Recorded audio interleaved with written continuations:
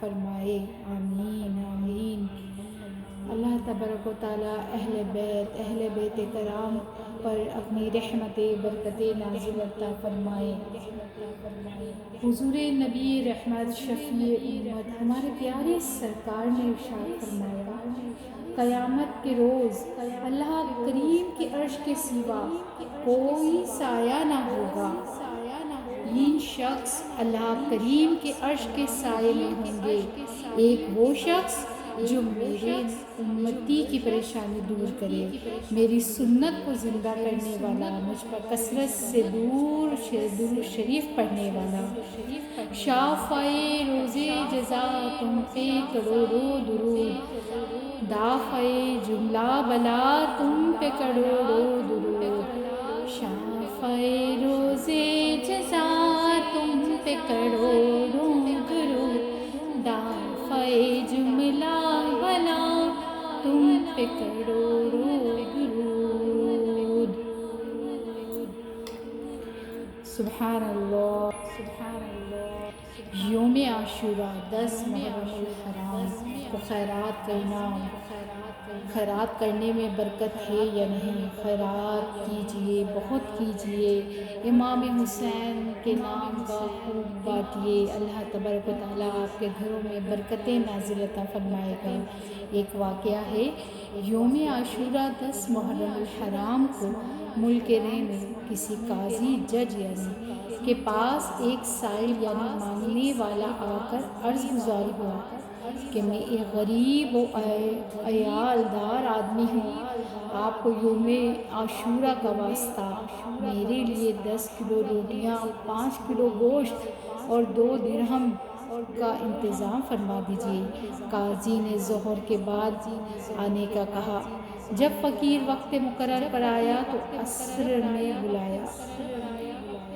وہ عصر کے بعد پہنچا، پھر بھی کچھ نہ دیا، خالی ہاتھ ہی ٹرکھا دیا۔ فقیر کا دل ٹوٹ گیا، وہ رنجیدہ ایک غیر مسلم کے پاس پہنچا، اس سے کہا، آج کے مقدس دن کے صدقے مجھے کچھ دے دو۔ اس نے پوچھا، آج کون سا دن ہے؟ تو فقیر نے عاشوراء کے کچھ فضائل بیان کیے، جنہیں سن کر اس غیر مسلم نے کہا، آپ نے بہت ہی عظمت والے دن کا واسطہ دیا ہے، اپنی ضرورت بیان کیجیے۔ سائل نے اس سے بھی وہی ضرورت بیان کر دی۔ اس آدمی نے گندم کی 10 بوریاں، 100 کلو گوشت اور 20 درہم پیش کرتے ہوئے کہا، یہ آپ کے اہل و اولاد کے لیے زندگی بھر ہر ماہ اس دن کی فضیلت کے صدقے مقرر ہے۔ رات کو قاضی صاحب نے خواب میں دیکھا کہ کوئی کہہ رہا ہے، نظر اٹھا کر دیکھ۔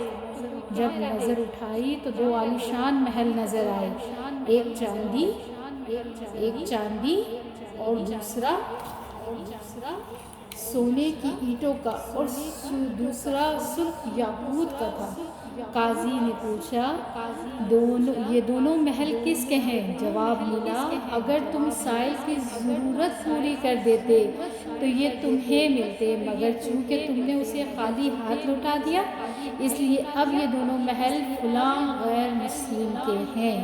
قاضی صاحب بیدار ہوئے تو پریشان تھے۔ صبح ہوئی تو غیر مسلم کے پاس گئے اور اس سے دریافت کیا کہ کیا تم نے کون سی نیکی کی ہے؟ اس نے پوچھا، آپ کو کیسے علم ہوا؟ قاضی صاحب نے اپنا خواب سنایا اور پیشکش کی کہ مجھ سے 1,00,000 درہم لے لو اور کل کی نیکی مجھے دے دو۔ اس غیر مسلم نے کہا، میری روئے زمین کی ساری دولت لے کر بھی اسے فروخت نہیں کروں گا۔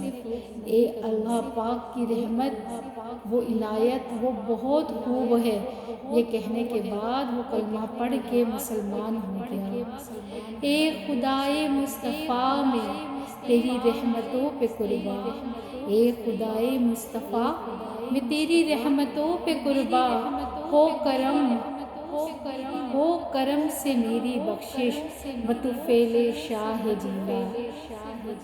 بیان کردہ واقعے سے جہاں یہ معلوم ہوا کہ عاشوراء کے دن بڑے فضائل ہیں، وہیں یہ بھی معلوم ہوا کہ اچھی نیتوں کے ساتھ جو بھی دل جوئی کرنا اور مشکل وقت میں اس کے کام آنا بہت عمدہ اور رب کریم کا پسندیدہ عمل ہے، اور اس کی اور کسی کے دل آزاری کرنا، اس کی حاجت روائی نہ کرنا برا عمل ہے اور نعمت الہی سے محروم کرنے والا عمل ہے۔ اس غیر مسلم نے ایک مسلمان کی دل جوئی کی، اللہ پاک کی معیشت کے اس نے اپنے فضل سے اس دل جوئی کا اسے سلا دیا، اسے دولت ایمان جیسی انمول نعمت عطا کر دی، اور دوسری طرف وہ مسلمان قاضی جس نے فقیر کی دل جوئی نہ کی اور اسے خالی ہاتھ لٹا دیا، وہ جنت کی عظیم نعمتوں اور محلات سے محروم ہو گیا۔ ذرا سوچئے، جب ایک غیر مسلم کو مسلمان کی دل جوئی کرنے پر ایمان جیسی عظیم الشان اور انمول نعمت نصیب ہو سکتی ہے، جنت کا اعلیٰ محل اس کا مقدر بن سکتا ہے، اسے دنیا اور آخرت کی بھلائیاں حاصل ہو سکتی ہیں، تو جو مسلمان ہو، آقا کریم صلی اللہ تعالیٰ علیہ وسلم ہو کی امتی ہو، وہ اگر کسی اسلامی بہن کی دل جوئی کرے، مصیبت میں کسی اسلامی بہن کے کام آئے، پریشانی میں کسی اسلامی بہن کا سہارا بنے، غم اور تکلیف کے وقت کسی بہن کا ساتھ دے، مشکل وقت میں کسی